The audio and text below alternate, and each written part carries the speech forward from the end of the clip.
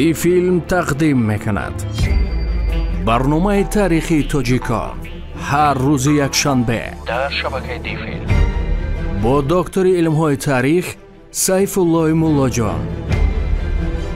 تاریخ را باید آموخت تا آینده را بسازیم. برنامه با دستگیری صاحبکاران وطنی.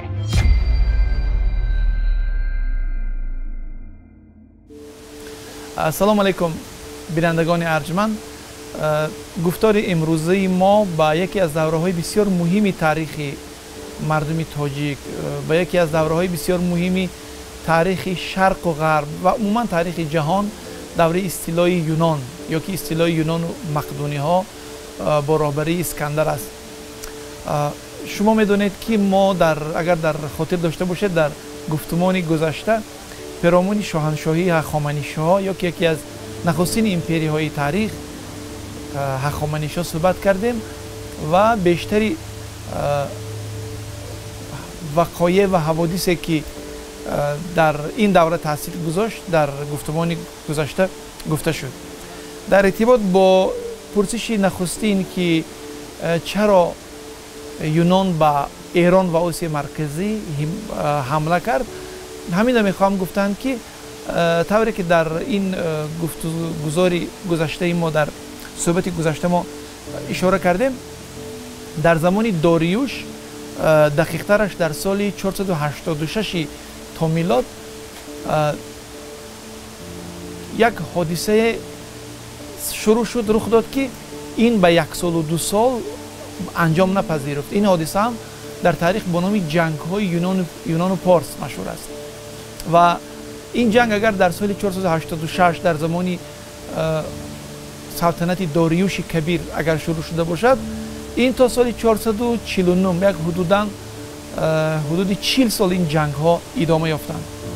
و در اینجا من جای دارد برای شما بگویم که همین پدر تاریخ هرودوت که کتابی که نوشته است با نام تاریخ یا تاریخ ها و محتوای اساسی همین تاریخ در واقع جنگی یا که جنگ های یونان و فارس است و این جنگ ها از جانب پارس ها جنگ یعنی استیلاگرانه بودند و در این جنگ ها برتری بیشتر به جانب پارس ها بود، چون اقتدار و قدرت اونها خیلی بیشتر بود و از جانب پارس ها همچنین این جنگ خاراکتری توسعه طلبی داشت. یعنی اگر علت و سبب جنگ خواهیم که بیان کردن، میبینیم که در بحر میانه زمین که پارس ها در اینجا حکومت داشتند و در بحر ایگی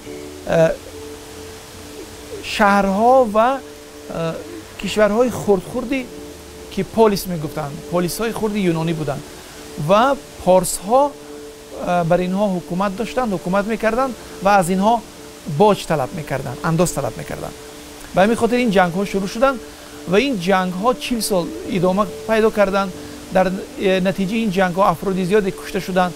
البته از نگاه دریانوردی و از نگاه بحرنوردی تجهیزات پارس ها و هخامنشی‌ها بسیار مسلح بود و دوم این که در همین زمانی که سرزمین یونان و پولیس های یونانی مورد تهاجم پارس ها قرار گرفتند، یونان از نگاه سیاسی واحد نبود. سپارتا جدا بود، افینا جدا بود، دیگر پولیس ها با هم دیگر رقابت داشتند و حتی بینشان جنگ ها میشد و این تهاجم پارس ها سبب شد که در میان این پولیس های یونانی یک نوع اتحاد به وجود آید، زیرا دشمنی واحد اینا را تهدید میکرد. انکن در عصر 4 در میانی عصر 4 در یونان حادثه های اتفاق افتاد که بسیار در روند تاریخی هم اروپا هم شرق هم جهان تاثیر گذاشت.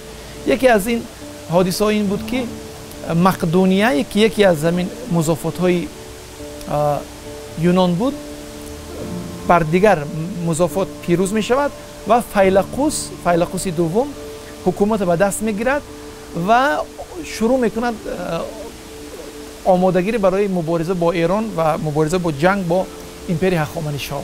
لیکن در اوج همین سیاست این یک ناگاه فیلقوس از دنیا می رود و پسر 20 سالش اسکندر که در تاریخ با نام اسکندری کبیر یا اروپایی او رو الکساندر میگویند به قدرت میرسد. حکومت مقدونی ها را دیگه یونانی ها قبول نداشتند، یعنی اینها را نمیخواستند که یک قدرت خرد یک منطقه بر تمام یونان حکومت داشته باشد. به همین خاطر برای آن که اتحادی همین یونان به دست آورد و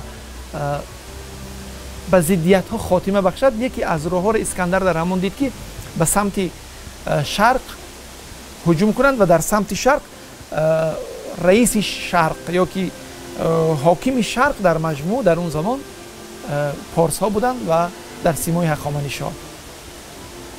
یعنی اگر از نگاه دیگه گیریم دو سه هدف اینجا دنبال میشد. یکی این که اسکندر میخواست که به تضاد و به اختلافات داخلی خاتمه بخشد توسط هجوم به سمت هخامنشی به ایران و شرق، و دیگر این که در این جنگ هایی که یونانی ها تحقیر شده بودند، یونانی ها موردی تعرض قرار گرفته بودند و مردم زیادی یونانی اسیر شده بود، اسکندر یک نوع میخواست که نقار گیرد، یعنی قصاص گیرد. و نکته سوم این بود که اسکندر میخواست که یک داعیه و ادعای جهانگیری داشت و به خاطر اینکه اون جهانی آن روز فتح کند تنها قدرتی که میتوانست در برابری او بایستد پارس ها بودند. و همین خاطر این سه دلیل سبب شد که اسکندر به شرق هجوم کند. سوال دوم، حمله اسکندر به شرق از جمله به کشور هخامنشی ها در تاریخ چگونه ارزیابی می شود؟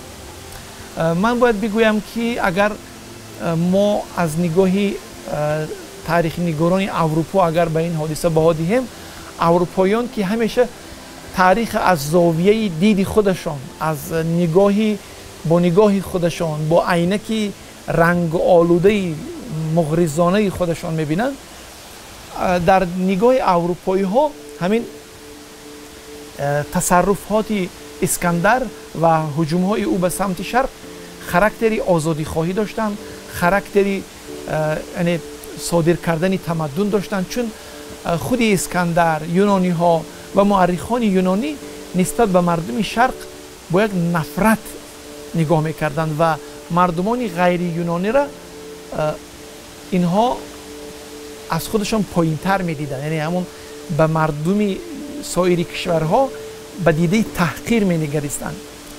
حتی استادان اینا همین گونه عقیده داشتند. مثال تصور کنید یکی از فیلسوفان بزرگی جهان، یکی از فیلسوفان بزرگی تاریخ افلاطون است.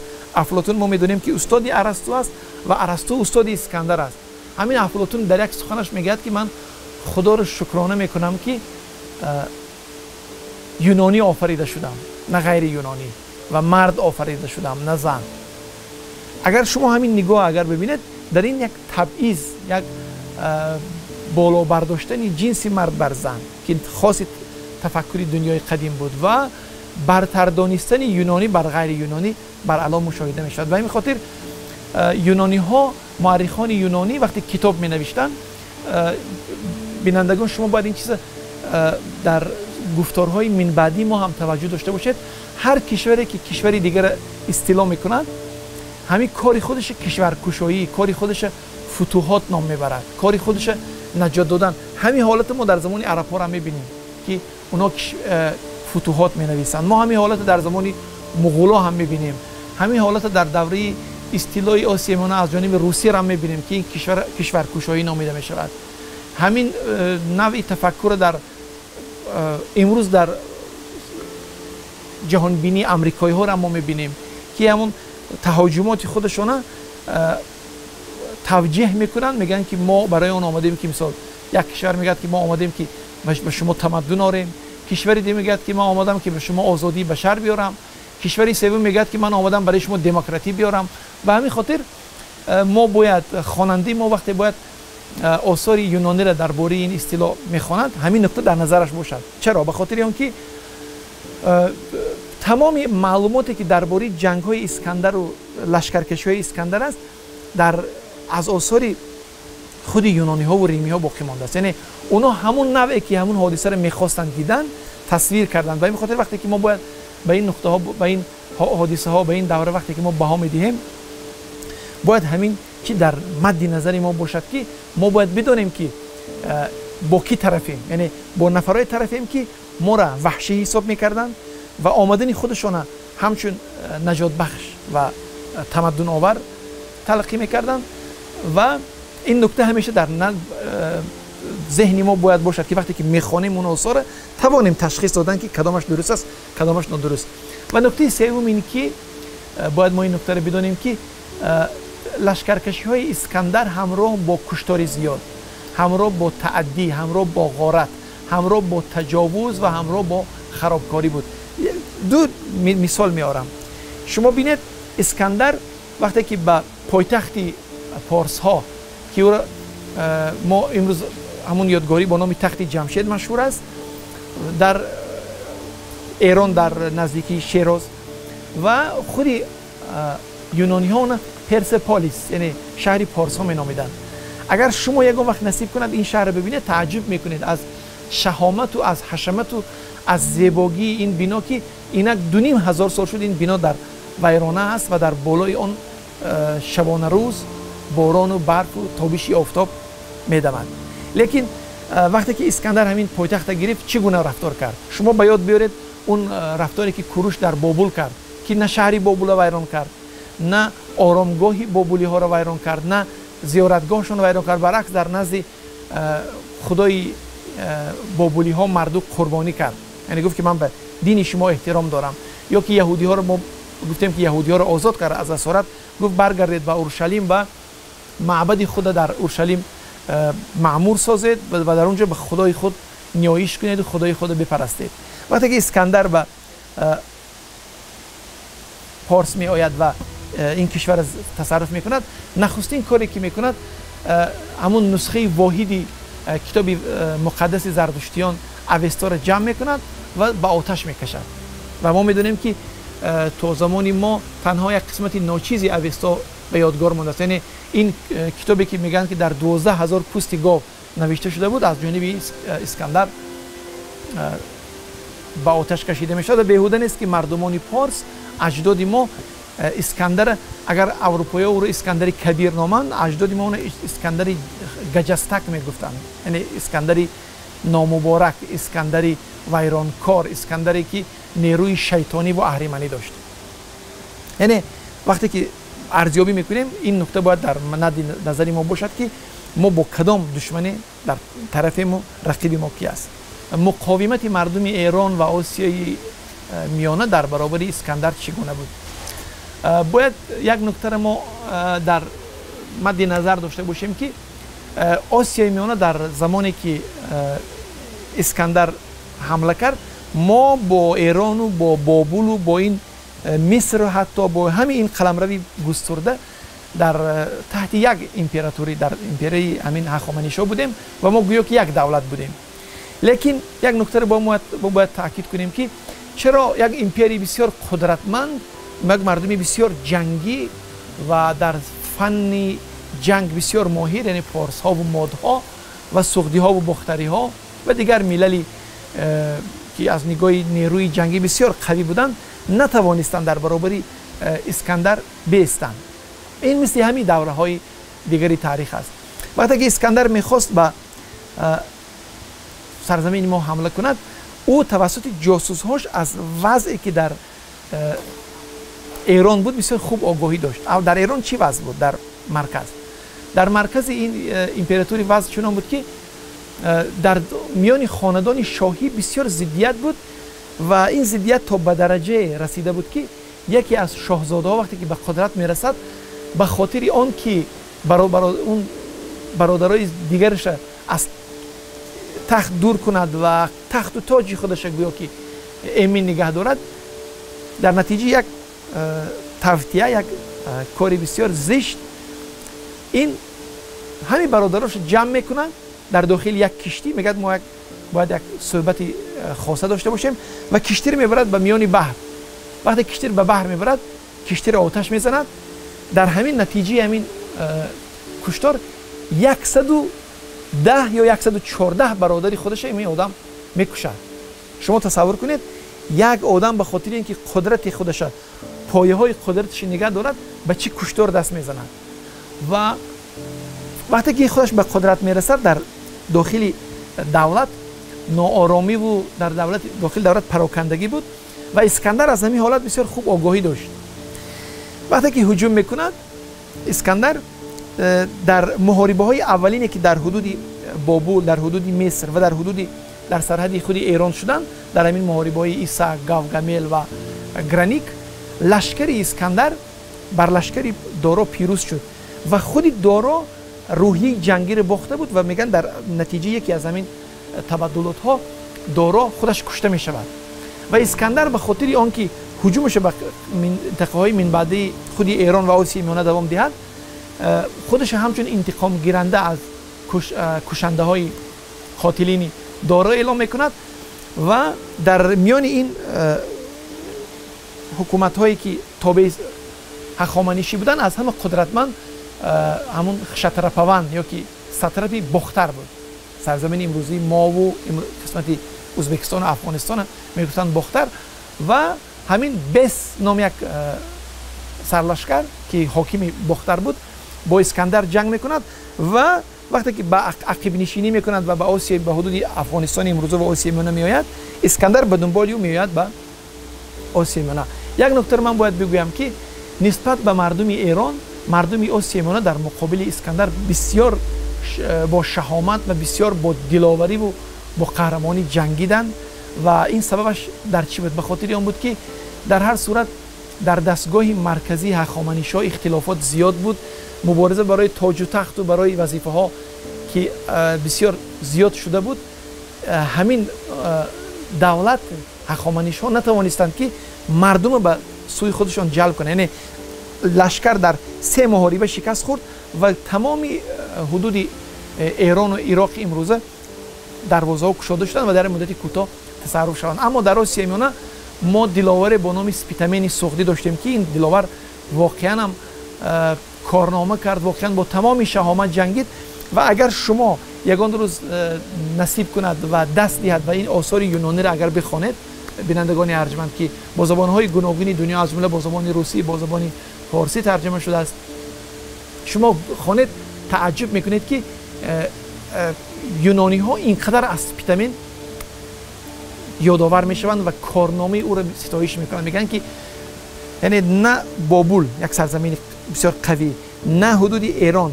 نه مصر، یگان سرزمین به اندازه که در آسیای میانه سپیتمین سغدی جنگید و چنین دلاور و چنین یک مقاوم و یک مبارز روبرو نشدند. در چندین جنگ‌های اسکندر شکست داد، لشکر اسکندر بارها شکست خورد، حتی دعوت کرد که گفتشونی کنیم، در نتیجه گفتشونی این کار حل شود و این کار حل نشد و طوری که می‌دونیم سپیتمین دلاور بر اساس یک در نتیجه یک خیانت که از خانواده خودی او گفته می شود که زنی او به این خیانت دست زد و در وقت خواب گردن او را برید و به دشمن تحویل داد. لیکن یونانی ها و اسکندر اینقدر همین شیفته جنگاوری و کارنامه سپیتمین شد که میگم وقتی که این کله بریده، سری بریده سپیتمین آوردن، او گفت که حیف است که این چهره از تاریخ نابود شود. به هیکل تراشان سپارش داد، از بالای همون سری بریده اسکندر یک مجسمه او ساختن و اون مجسمه پیدا شد و عکسش شما میتونید در اینترنت و در چیو پیدا کنید. اون سری بریده اسکندر است که سری بریده ببخشید سپیتمین است که از جانب اسکندر هیکل تراشی شد.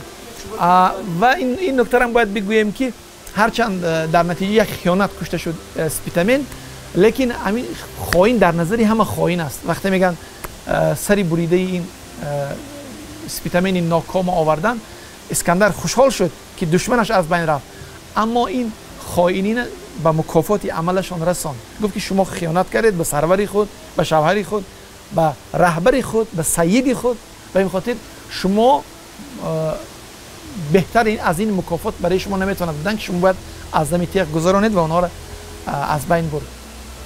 و تدبیر دیگری که اسکندر در سرزمین ما کرد این بود که به خاطر آن که مقاومت مردم را بشکند و همون اشراف سغدی و بختری و پارتی و مرغیانه را به خودش همراه کند، با به سرلشکراش سپارش داد که با مردم این سرزمین آمیزش کنید و خودش نخستین شده یک دختری بختری که بسیار زیبا بود با نام راکسانا که او را رخشانه میگن امروز ازدواج کرد و با همین راه توانست که این قلمرو به ایمپری خود همراه کنه.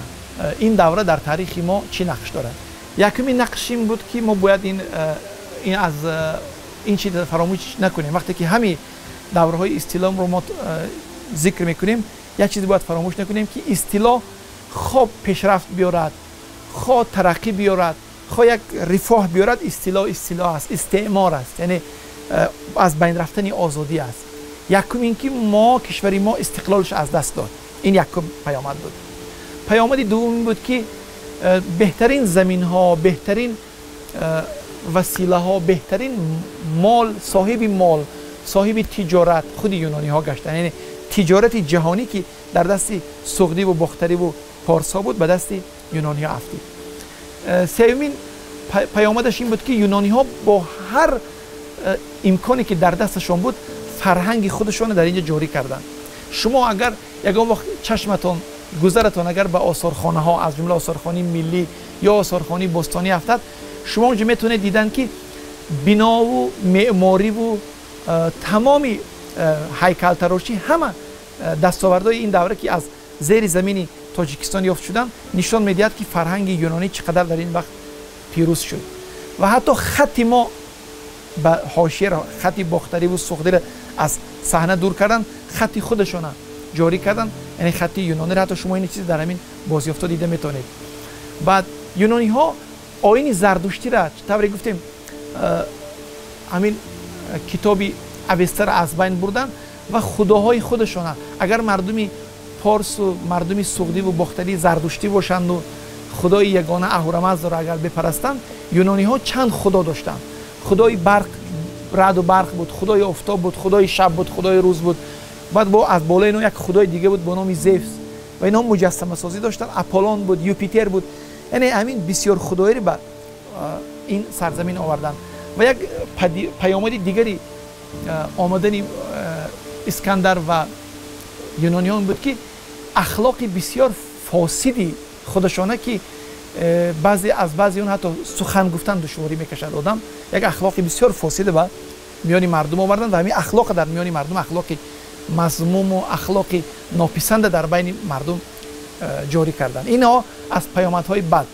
اما البته ما باید درباره پیامدهای خوبش هم بگوییم. اسکندر هر کجا که می آمد شهر میساخت با نام خودش، از جمله در حدود امروزی خوجند، در حدود امروزی قسمت جنوبی تاجیکستان و در دیگر قسمت ها در حدود افغانستان امروزه، در مصر که حاضر هم با نام اسکندریه یک شهر است. یعنی شهرسازی داشت و همون فرهنگ شهرسازی اروپایی را، معماری اروپایی را به اینجا آورد. نکته دیگرش این که استاد غفورов یک کتاب دارن، بابا جان غفورov با نام اسکندری مقدونی و شرق. در اینجا دیده می شود که سینتز، آمیزشی تمدن یونانی و تمدن شرقی می شود و یک تمدن جدید ارزی هستی می کنند. و اینجا آمیزشی نسل ها، آمیزشی ملل پیدا میشه. یعنی یونانی ها که اینجا آمده بودن، اکثر یونانی ها با دختران باختری و سغدی و پارتی و پارسی و مادی ازدواج میکنن. یعنی آمیزش خانه ها به وجود می آید.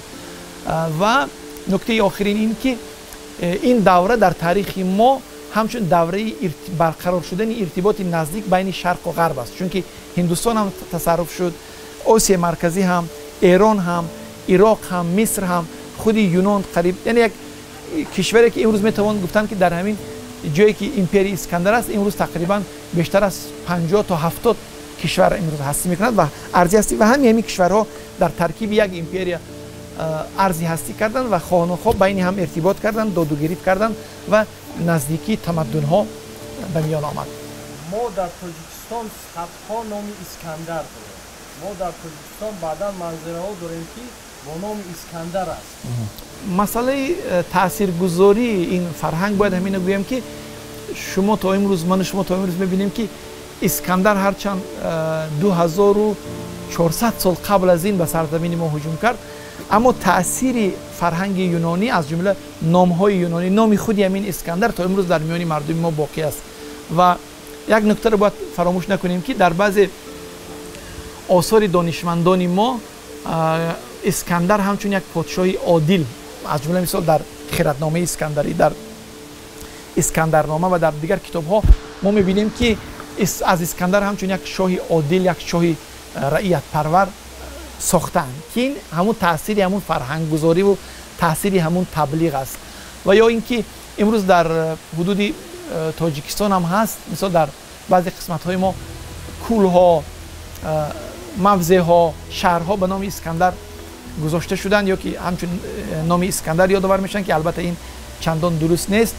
و کار تا به درجه رسید که در قرآن یک سوره هست، در قرآن سوره کهف، در همون سوره کهف دایر به یکی از شخصیت های جهان کشا ذکر می رود که نامش ذوالقرنین است و بعضی مفسرای تاجیک هم گمان کردن که ذوالقرنین همون اسکندر است، در حالی که اگر شما روش اسکندر بینید، اسکندر یک شاه یکم ستمگر است، دوم که قتل زیاد کرده است و سوم که ملت ها را به اسارت برده است. هیچ وقت منطق ندارد که در منطق قرآن که بیشتر شاهانی عدالت پیشه و دادگر مورد تمجید و تحسین قرار میگیرند، اسکندر گجستک یا اسکندری ریاکار و اسکندری خونخوار همچنین مورد تمجید قرار گرفته باشد. در مجموع ما اگر تاریخ خود خواهیم بیا آموختن، چاره نداریم جز اینکه این دوره را بیاموزیم.